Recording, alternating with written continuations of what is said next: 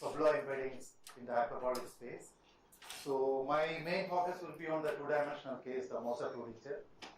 So, but before that, I will just recall what is the inequality you have in n greater than or equal to 3, and also I will tell you what are the existence uniqueness results. Those results I have already mentioned last time, but I will just recall it. Okay, so let me just recall. So let me denote Hn is the n-dimensional hyperbolic space.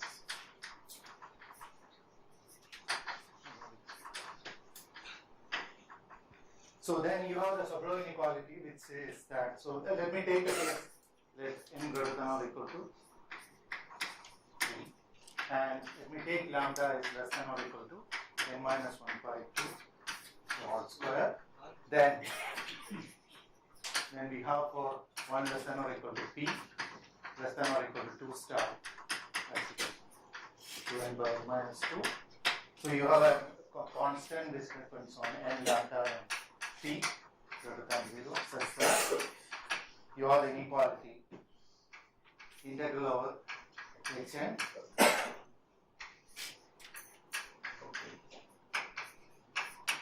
hyperbolic gradient square minus lambda times u square, and then it's a hyperbolic volume, and that is going to be greater than or equal to S n lambda p this into integral over Hn mod e to the power p all to the power 2. Okay. So this is the embedding you have, and it is valid for all lambda less than or equal to n minus 1 by s. Fine. So again, we are interested in what about the extremals is achieved. Okay. So the question is about the S n lambda p achieved or uniqueness. So as usual, you can, if you have an extremal, it is going to satisfy the Euler-Lagrange equation. So the corresponding Euler-Lagrange, yeah.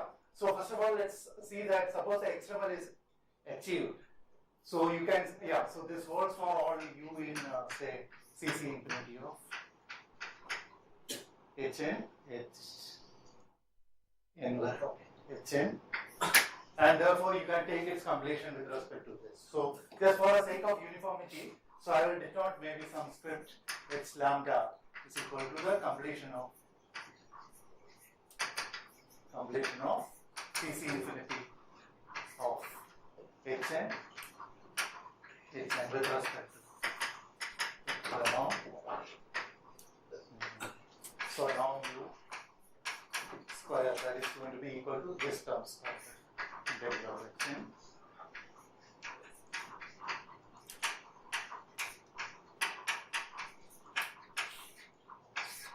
Yeah. So then you can easily see that, for example, this script h lambda, this is going to be equal to the Sobolev space h1 of the hyperbolic space if lambda is strictly less than n minus 1 by 2 the whole square. And it is actually going to be, and it's going to be a subspace which is bigger than h1 if lambda equal to h1. So you will get h1 is a proper subspace. Then h n minus 1 by 2. Okay. So you will get if you have an extremal and that is going to be in this space. So we are interested in finding the extremals of the inequality in this space. Okay. So if u is an extremal, therefore if u is an extremal, then u satisfies. So the corresponding Euler-Lagrange equation, that is minus hyperbolic Laplacian of u minus lambda u is equal to u to the power p minus 1, and then u positive, and u is in the space h lambda which I have. So extremals are going to satisfy this, and then I already mentioned results about this equation in the last lecture.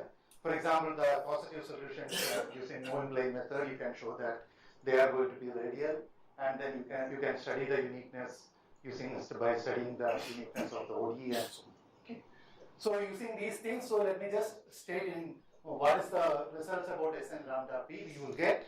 So what about the whether this is achieved or not? Okay.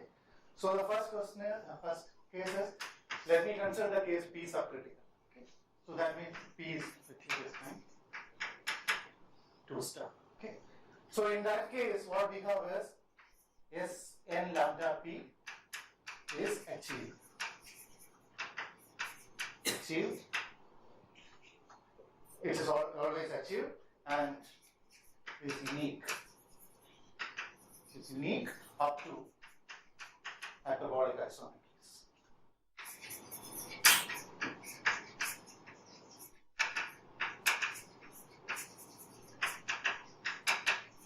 To hyperbolic isometries. Okay. So achieved you can easily show by minimizing the Rayleigh coefficient, and you basically using the symmetrization arguments, you can reduce to radial functions. So it won't create any problem at infinity. So basically the problem, and it's locally compact because P is less than 2 star, and then you can easily show that the minimizing sequence will converge. Okay. So the idea P is less than 2 star, here the best constant is always going to be achieved, and it is going to be unique by studying this corresponding solutions of this ODE. Okay. So now let me take the case P equal to 2 star. Let's take the case P is equal to 2 star, which is the interesting case. Okay. So in this case, the result is that, so the theorem, so it was, all these the joint work with Mancini and, so we will get that S lambda, so S lambda, P is 2 star, S lambda, okay, is achieved. Achieved if and only if n is greater than or equal to 4 and n into n minus 2 by 4, it is less than lambda, it is less than or equal to n minus 1 by 2. Okay. So the best constant is achieved if and only if n is greater than or equal to 4 and you have n into n minus 1 by 2 4, therefore less than lambda less than or equal to n minus 1 by 2. So this is not surprising because this quantity minus hyperbolic Laplacian minus n into n minus 2 by 4, and this is the conformal Laplacian. So it's not very surprising. So basically what happens is that, so again the argument, so one important thing is that, for example, n is equal to 3, you don't have any extremal is not achieved. Okay. So in fact, more generally, in the complementary case, you don't even have a solution for the Euler-Lagrange equation, not only the minimizers. So let me just remark. Okay. So if lambda is less than or equal to n into n minus 2 by 4, or n is equal to 3 and lambda less than or equal to n minus 1 by 2 all square, then the Euler-Lagrange equation does not have a solution. Does not have a solution.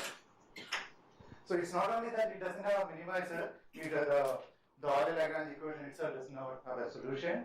So basically what happens is that if you take a minimizing sequence, it can concentrate, and actually what comes is, it's basically one bubble. Okay. So you cannot minimize, you cannot lower the energy in this case. Okay. So this also in particular will give you that when n is equal to 3, okay, and p equal to 2 star, and the quantity S n lambda, p is 2 star. This is going to be S, the best constant in the Euclidean Sobolev inequality. Euclidean Sobolev. So this was already known that when n is equal to 3, this quantity is going to be S, and this was a result due to Ben-Gurion, Frank and Ross.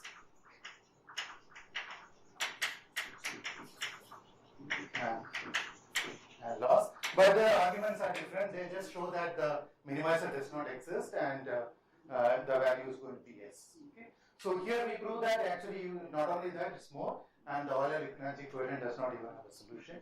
So in particular, you cannot lower the Sobolev quotient below S. So you will get that. So this is the picture, and whenever you have the case, then you have uniqueness and so on. So this is about the case n greater than or equal to 3. So now let me move to the case n is equal to 2. So let me just let us denote the case n is equal to 2.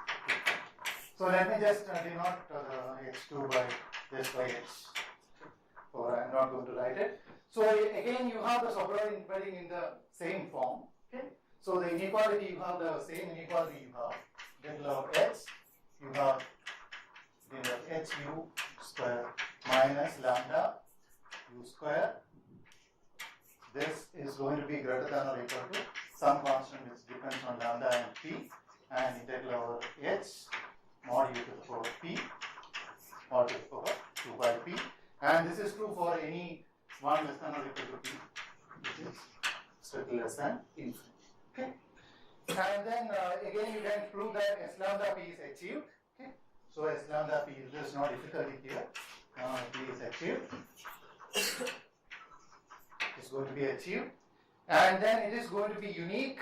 So uniqueness, unique, we have some condition here. So let me just so you have it is going to be unique provided lambda is going to be less than or equal to 2p by p plus 2 dot square. As I mentioned in the last lecture, this is a problem. So we don't have the uniqueness of the ODE if you don't have this condition. That's the main problem. Okay. So for example, when lambda equal to 0, then you always have the uniqueness of the external and so on. Okay. So this inequality with some constant, some explicit constant in some special cases were already known. Okay. So let me just recall some of the special cases. So these inequalities in the special cases, it already appeared in the work of Beckner in 1993, and Talenti and Muke in 1998. Okay.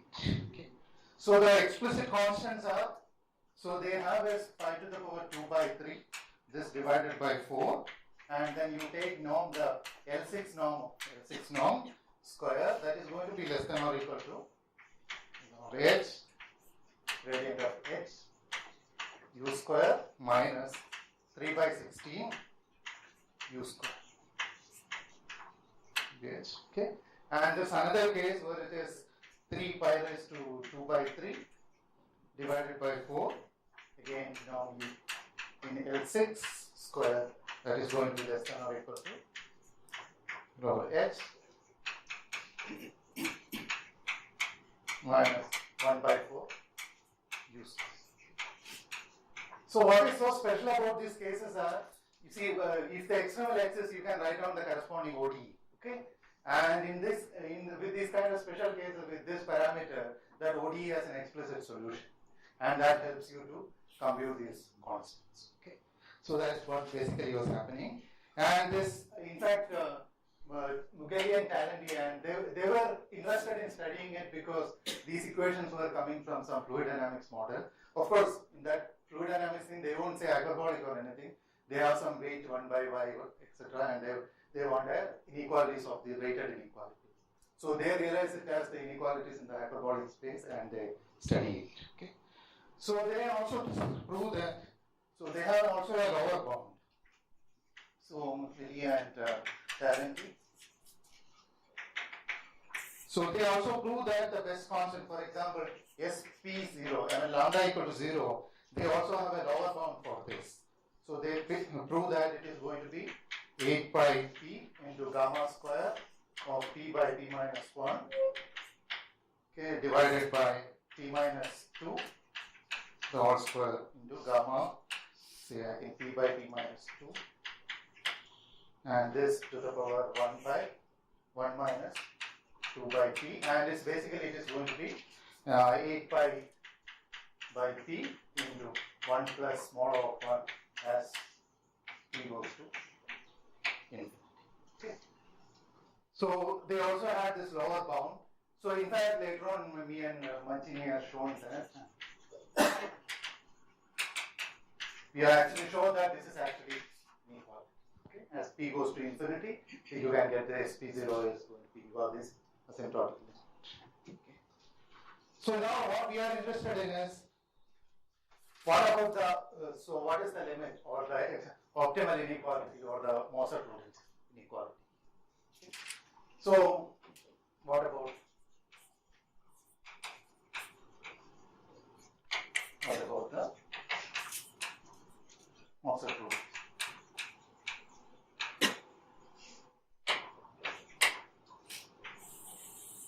What can you say about the Moser-Rudin inequality in the? So we were thinking the question more general way. For example, you take for example let G. So let me just denote by let B be the unit disk in R2, and G be a metric, right? Conformal to the Euclidean metric. For example, in particular, hyperbolic comes there. So we are interested in when do we have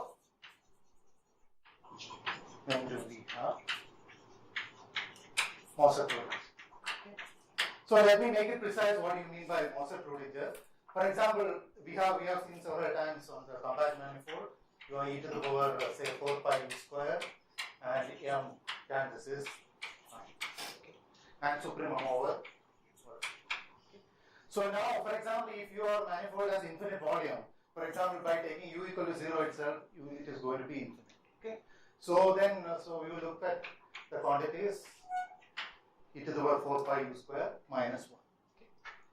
So the question that we are going to ask is about Moser-Rudin poles. That means, do we have this inequality like supremum of u element of Cc infinity of b?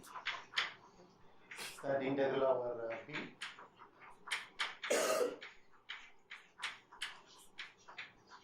This is usual Euclidean gradient. So this is into integral over b e to the power 4 pi u square minus 1. This. So when do we have this inequality? Can you say quite you subtract 1 here? Yeah, because when u equal to 0, then you will get 1, and since it has infinite volume. Yeah. So just to take care of the infinite volume, we just subtract 1. 0 is creating the problem. Okay. So the question is, so can you have under what condition you have this for a conformal metric? And so we answered it, so it's here I'm again with myself and Mancini.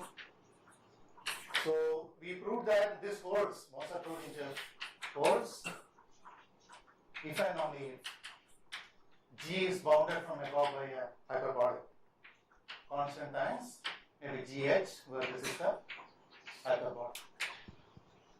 Okay. So you have the Moser-Rudin for a conformal metric, if and only it's going to be the hyperbolic. Less than or equal to a constant times the hyperbolic.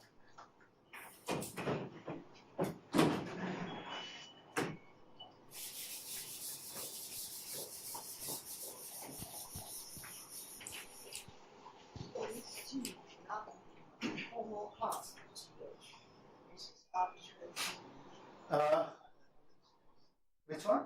This G is not in the conformal class of GH. Arbitrary. No, I'm taking a conformal one. G is conformal. Yeah.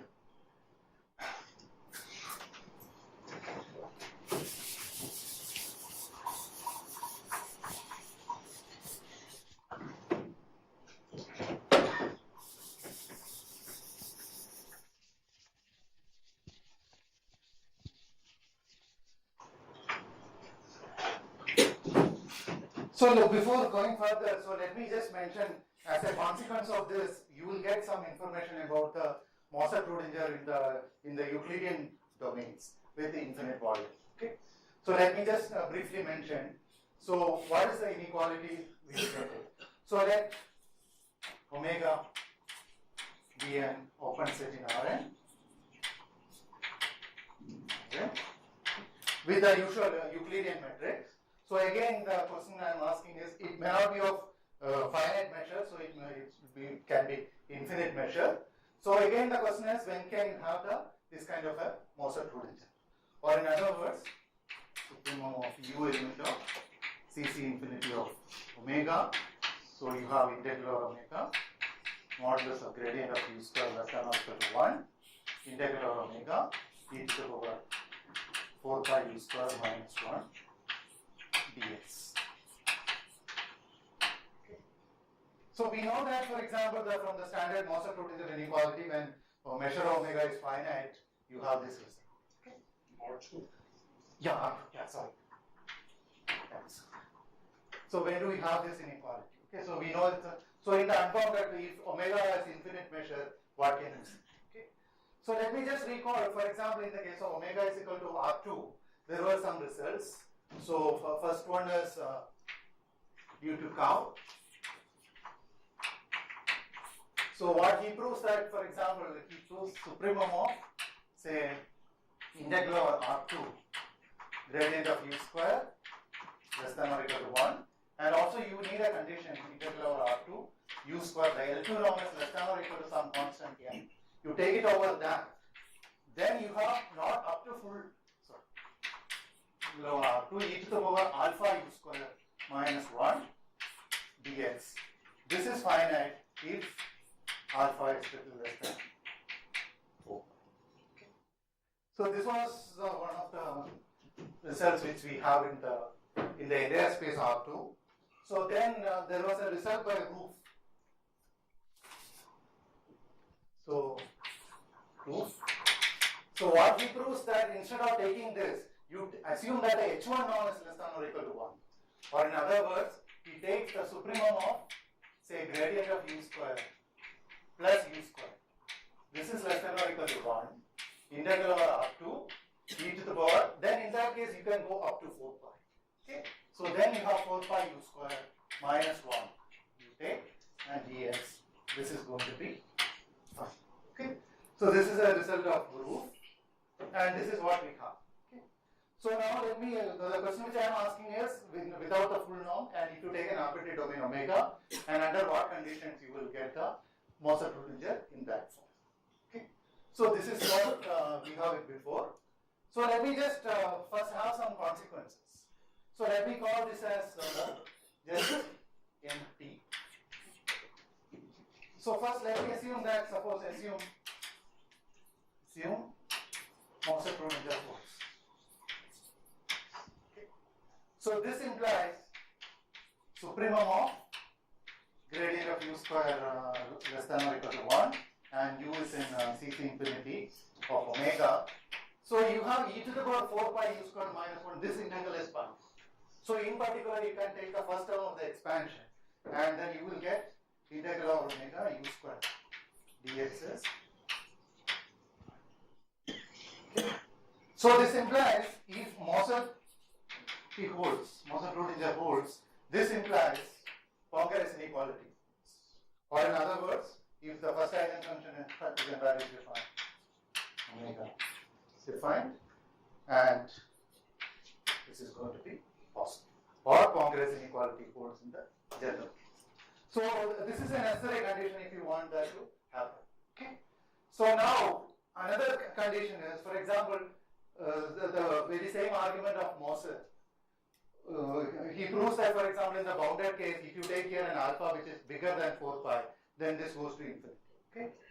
So for that, you can make the same argument works if your domain contains balls of arbitrary large size. Okay. Or in other words, so let me define the inner radius of omega. So let me define inner radius of omega is equal to supremum of r such that some bond with the center x and radius is contained in omega. Okay. So it follows from the argument of Moser that if the inner radius is infinite, then Moser-Prodinger does not hold. Yes. So in other words, first we had a condition, if Moser-Prodinger holds, then lambda 1 has to be positive. So now the second one gives you that the Moser-Prodinger holds. Moser-Prodinger holds. This implies the inner radius omega, this has to be finite. Okay. So we have two necessary conditions. Okay. So now what I am going to do is that, for example, these things are going to be sufficient if omega is going to be simply connected. Okay.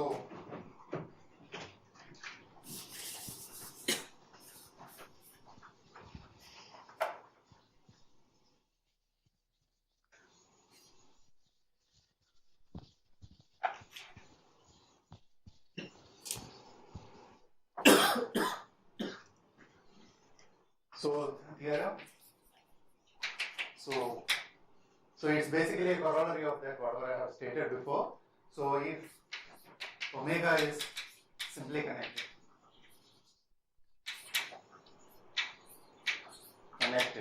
then the following are equivalent. Okay. So the first one is Moser-Prodinger force, and the second one is the lambda 1 minus the class meaning omega is positive, or general Poincaré inequality holds, and the third one is the inner radius of omega is 5. Okay. So if the domain is simply connected, then all these things are equivalent. So for example, in some cases, this is very easy to check. For example, if you take a strip, simply connected, and then you have the answer.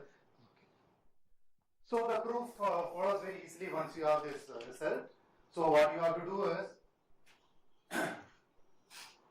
yeah, so I'll just outline the proof. So the proof, so we know that omega is simply connected. So by Riemann mapping theorem, then you have a map phi from the disk B to okay, by Riemann mapping theorem. Okay. Now you have the Euclidean method here, and you pull it back here. Okay, under P star of. Okay. So this is going to be the conformal method G. Okay, and this is actually going to be modulus of I think P prime Z square into G. Okay, then you have this. Okay. So now you can write the Moser-Prodinger here. Okay, so the Moser-Prodinger here is integral of omega e to the power the quantity 4 pi u square minus 1. Okay. You can put it back here, and then it will exactly become whatever we have there, integral of d e to the power 4 pi u square minus 1 and okay. So therefore you will get that the theorem is true if and only if you have this. Or the theorem you can reduce to the case of conformal method. Okay. So now the whole question is, for example, the main point is that if the inner radius is finite, okay, then can you say that this is less than or equal to hyperbolic? Okay. And then you can get, one can just use Koppel's 1/4 theorem, and it will give you some, so this maps, you see phi maps the ball to some domain, okay. So under this now you take a point here, it will go here, okay, and it will give an estimate on variables. Okay. So the Koppel's 1/4 theorem will give you the answer. So that is basically the argument, and that is the main point here, and from that you can get the solution. So now, so you can see that you can easily see that, for example, you cannot, if you remove simply connectedness, all these things, some of the equivalents will go. For example, this lambda 1 is positive and inner radius is finite. Okay, that will easily go if you remove the simply connectedness assumption. For example, what you can do is, so if omega is not simply connected, connected, then this equivalence of 2 and 3, this. Okay. For example, you can have what you can do is,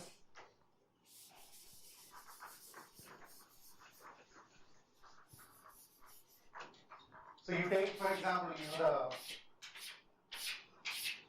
R2 like this, okay, and then you can keep on removing some smaller and smaller balls from these lattice points, and you can show that you can construct a domain, for example, where the lambda 1 is going to be 0, the first eigenvalue is going to be 0, but the inner radius is always going to be finite. Okay, so this equivalence, if simply connectedness is not there, then you don't have this equivalence. Okay, so but still one can ask, for example, what happens to equivalence? The Moser-Prodinger holds and the inner radius, this one, the lambda 1 is positive. Or in other words, first of all, we know that Moser-Prodinger holds, then the Poincare holds. Then the Poincare holds, does it mean that the Moser-Prodinger holds in a general domain? Okay. So the answer is yes. So the answer is yes. So it was a theorem. Okay. So this was proved by. So I don't remember, they are PhD students of Mercury. Okay, so some Luca and some more. Okay. So they proved that this equivalence is always true. Okay. So that means Moser-Prodinger holds if and only if lambda 1 of omega is going to be positive. Okay. So I just want to show it as an application of this statement. What happens in W1 then? They are also the same one holds. Higher dimension. Yeah. How about the conformality? Which one? You don't have a Riemann matrix. Yeah. You don't have. No.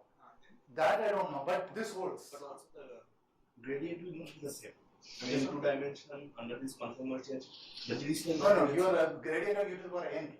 And it will not be the same. It will be the same. Jacobian, everything you can cancel, right? So, but I don't know whether there's an equivalence or a substitute for the Riemann mapping. I don't know. So, but at least this theorem holds in any dimension, n greater than or equal to. So from this course, do you know this constant depending on the measure or something? No, we don't. Yeah. Okay, so now let me move on to the special case. For example, let me take the hyperbolic case itself. And what about the best constant or the supremum here? Is it going to be achieved? So that's the next question that I want to understand.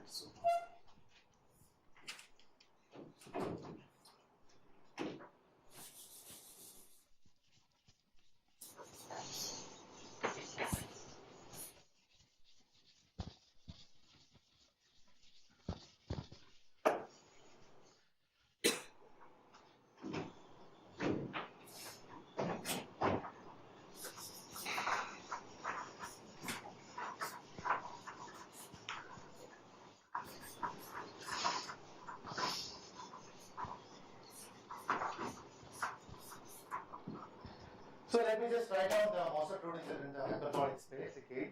So it is the supremum of gradient of the hyperbolic gradient of u square less than or equal to 1. Say u is in Cc infinity. So integral over x e to the power 4 pi u square minus 1 d. So this is fine. Okay. So for this inequality, there is another proof due to Arimurthy and Tindere.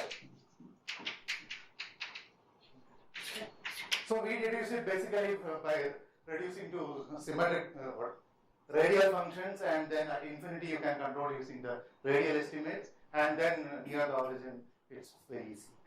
So they don't work with the radial functions, and they prove this inequality. So there's another.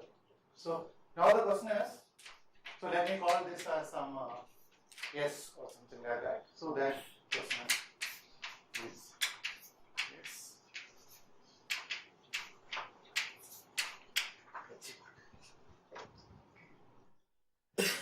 So what we know is that, so as usual, for example, let us take a maximizing sequence. So let UN be a maximizing sequence. Maximizing sequence. Okay. So because of symmetrization arguments,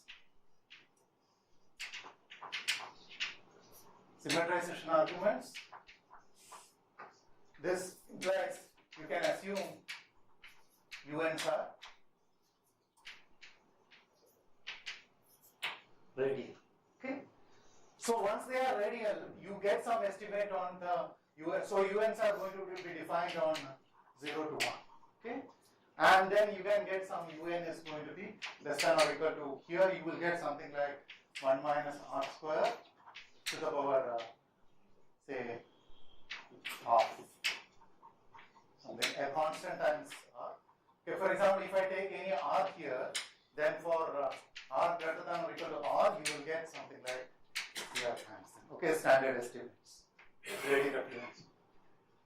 So, but this estimate, for example, using this estimate, you can get that, for example, if you take any R1 and R2 here, in this domain, you can study the compactness of the sequence. There is no problem, nothing will happen.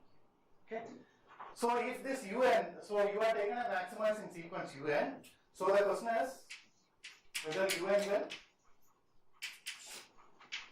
will converge to U, which is a maximizer. Okay. So what you can see that in the away from the origin and away from 1, it's a well-behaved sequence because of the radial estimates. Okay. So now what happens is that, so the possibilities are these UNs, they can either concentrate here, okay, or then the entire UN, the mass can go to this side. Okay. So that is possible because of the hyperbolic measure we are working with. Okay.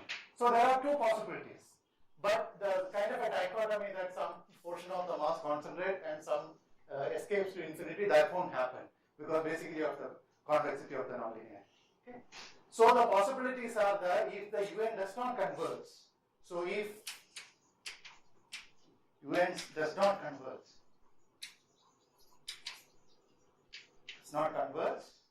then either UN will concentrate at the origin,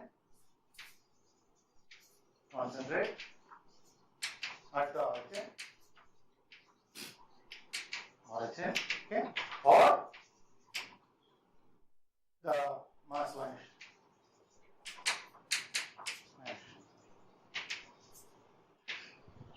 Or in other words, you take any compact set K and you integrate the gradient of UN square there, it will go to 0. Okay. So essentially the integral of UN, everything is going to be basically contained. Okay.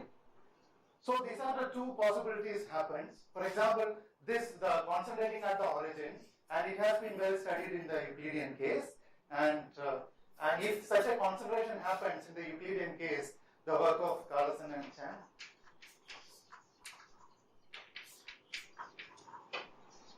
they estimate, if it concentrates, they estimate the level. Okay, so they will give you an upper bound for the value.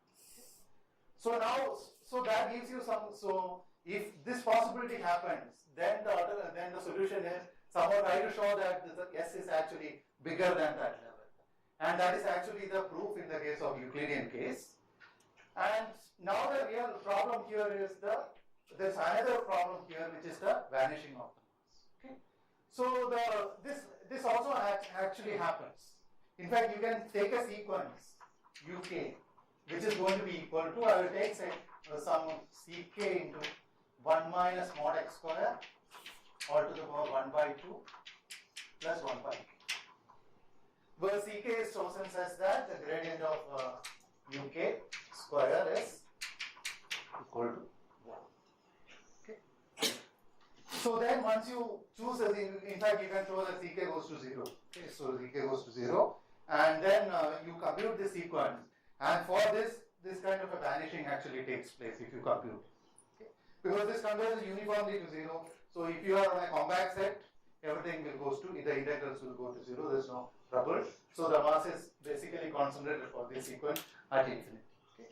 So now if you compute for this sequence, so let's compute this integral over x of e to the power 4 pi uk square, this minus 1. You compute and you will see that this goes to 16 pi. Okay. So the lack of compactness comes due to two things. It can either come due to concentration or due to vanishing. Okay.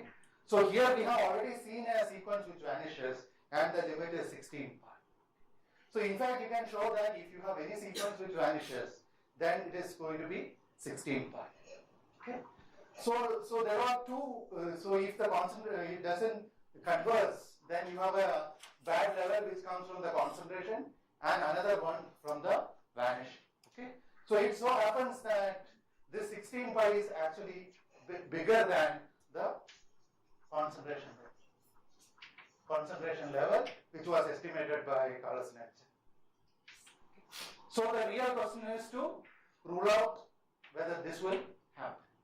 Okay. So if you can actually prove that if you can show that if S is strictly greater than 16 pi, so we know that S is greater than or equal to 16 pi because of this sequence. Okay. So if you can show that this is actually strictly bigger than 16 pi, then this implies S is H. See? But we don't know whether it is going to be S is bigger than 16 pi.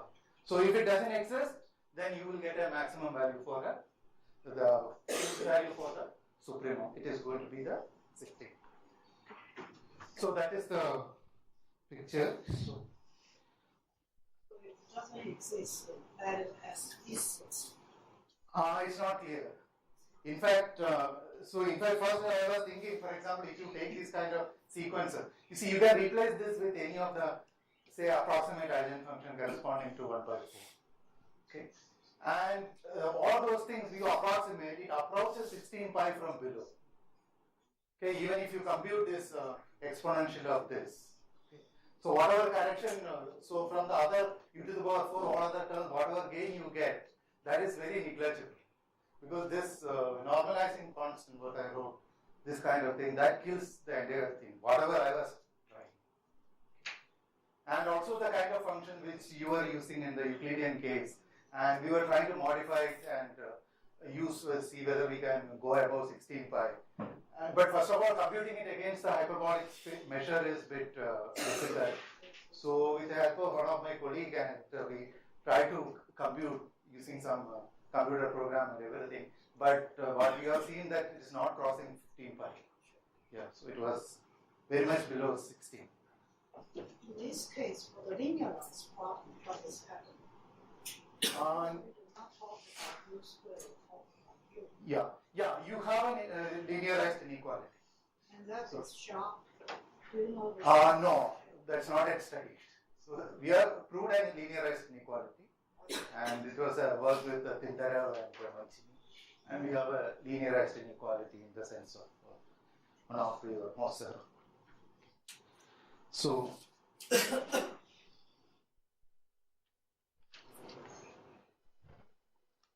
yeah.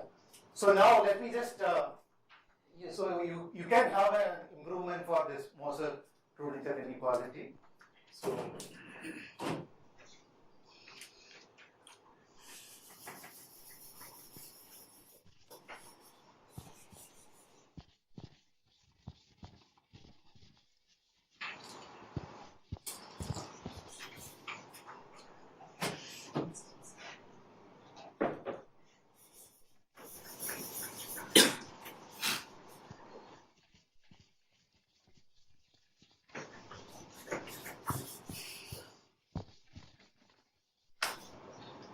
So if you remember the polynomial type of inequality which I wrote in the beginning, so it has like integral over h gradient of u square.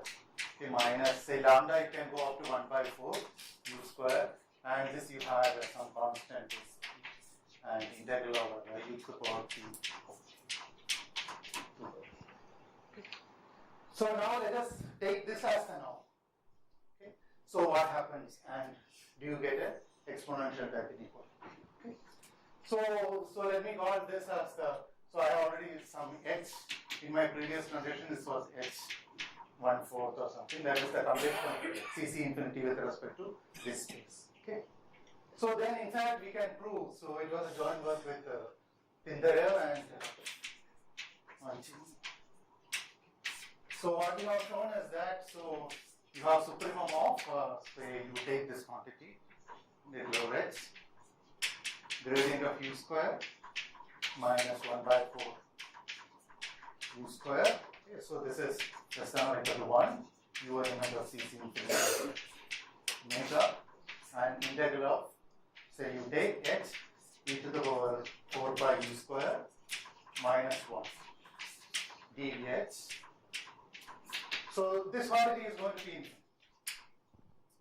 So that comes basically from the fact that 1/4 is the best possible constant here. Okay, and but you can get this finite if you remove one more term. Okay, so what you have is supremum of integral h gradient of u all square minus half u square. This is less than or equal to 1 integral of h e to the power 4 pi u square minus 1 minus 4 pi u square. This. And this is going to be finite. Okay. And it is finite, so let me call it as this quantity some S tilde. And you can also prove that the theorem is S tilde is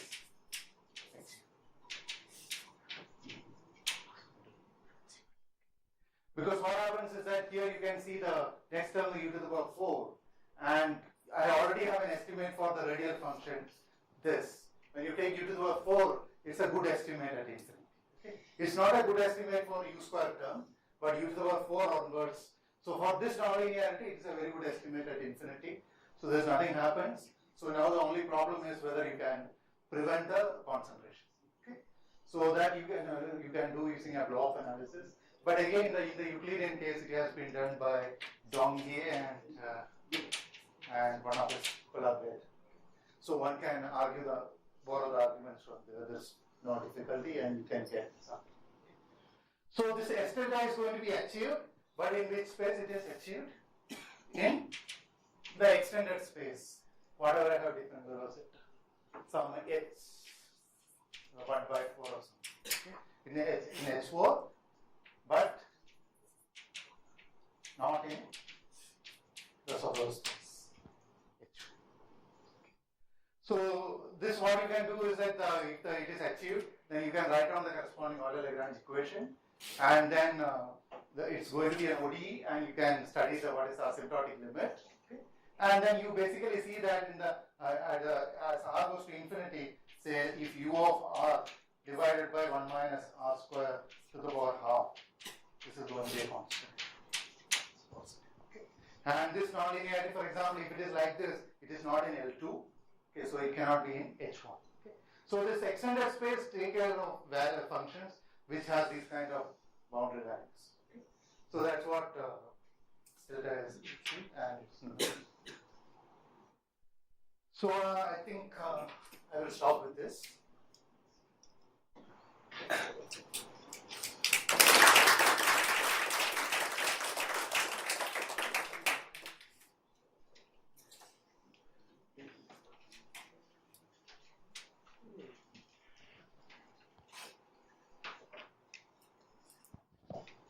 So when you say hyperbolic, it means real hyperbolic. Yeah, right. Yeah.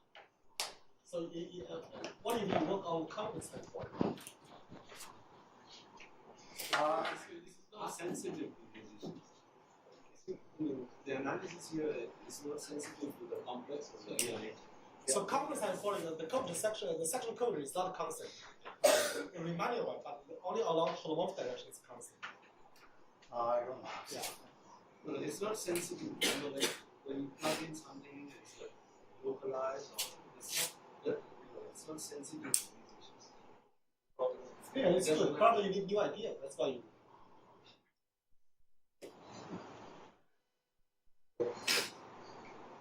The more Yeah.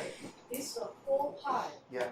in the Euclidean case, it's also has a magic concept. Yeah. What happened when you have the order before when you look at this region is very close to the bottom. The supremum value. We don't have any other estimate. Yeah. So this 4 pi doesn't really correspond to this. No, no. So it basically comes from the Euclidean one only. Yeah. It looks like a So I don't know how the limit being value, whether it takes care of.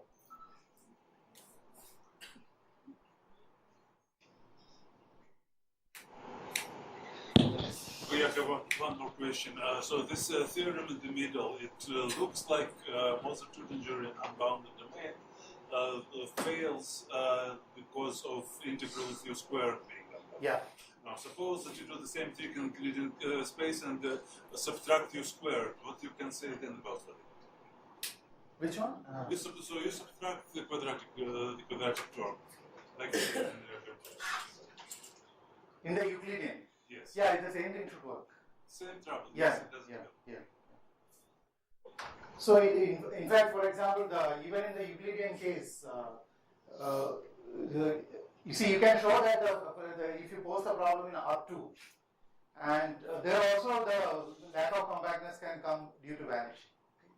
So n greater than or equal to 3, it is known that you can go above that. But n is equal to 2, it is not clear.